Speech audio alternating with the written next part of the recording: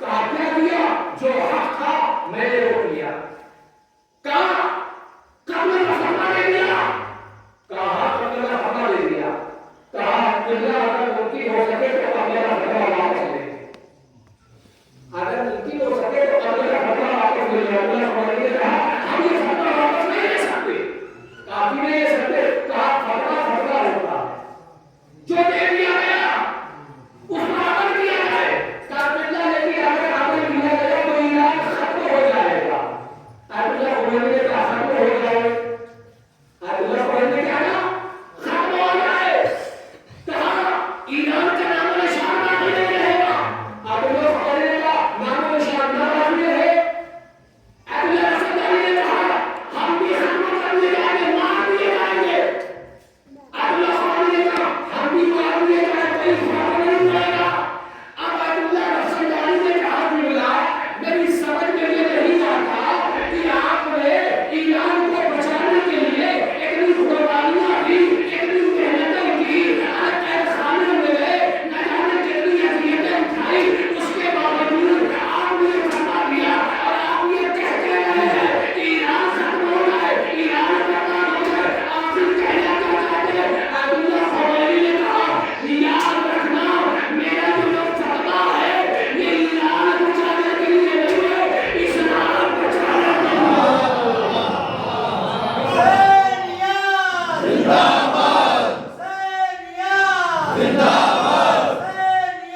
شموں کو روشن کیے ہوئے دنیا اسلام اور تمام دنیا کی طاقتوں کی بارگاہ میں خراج عقیدت پیش کرتے ہیں اور اپنے احتجاج کو درج کراتے ہیں.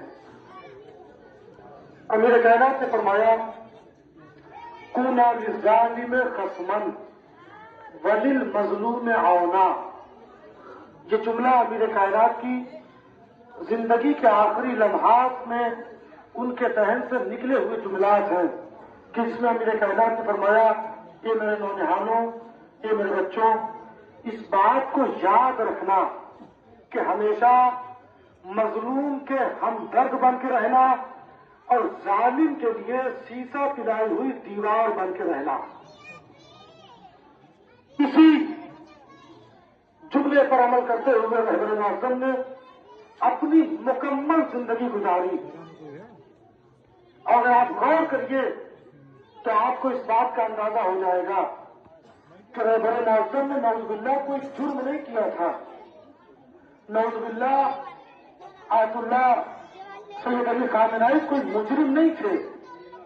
بس ان کا جرم اتنا تھا کہ وہ فلسطین کے مظلوموں کے حامی بن کے اس دنیا کے سامنے کھڑے تھے. غازہ میں جو چھوٹے چھوٹے بچوں کا قتل کیا گیا ان کے قتل کی سزاؤں کو بلند کر رہے تھے.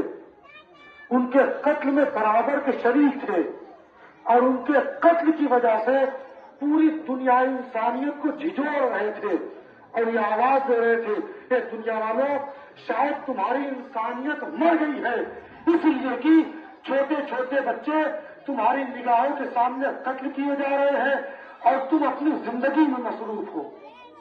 لیکن رہبر نے کہا نہیں, زندگی اس کا نام نہیں ہے کہ تم صرف اپنی زندگی گزارو اور تمہاری نگاہوں کے سامنے بے جرم لوگوں کو قتل کر دیا جائے. اسی مشن کو آگے بڑھاتے ہوئے رہبر معظم نے اپنی پوری زندگی گزاری اور یقیناً جہاں ان کی شجاعت آپ نے سنی, جہاں آپ نے ان کی دلرانہ باتوں کو سنا, وہیں پر آپ ان کی شفقت کا اندازہ لگائیں کہ کتنے شفیق انسان تھے, کتنے مہربان انسان تھے. اگر آپ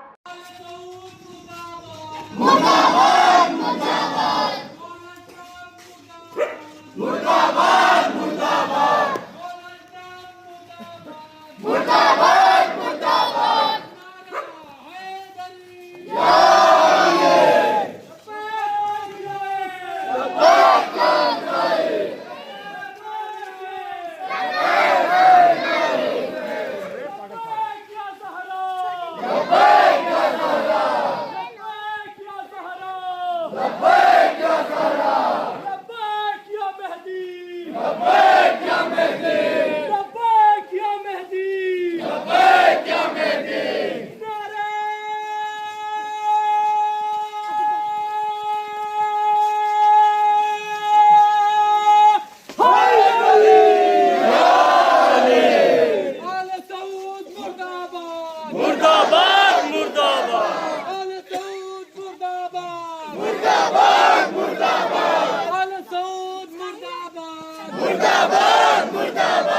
नेतन्याहू मुर्दाबाद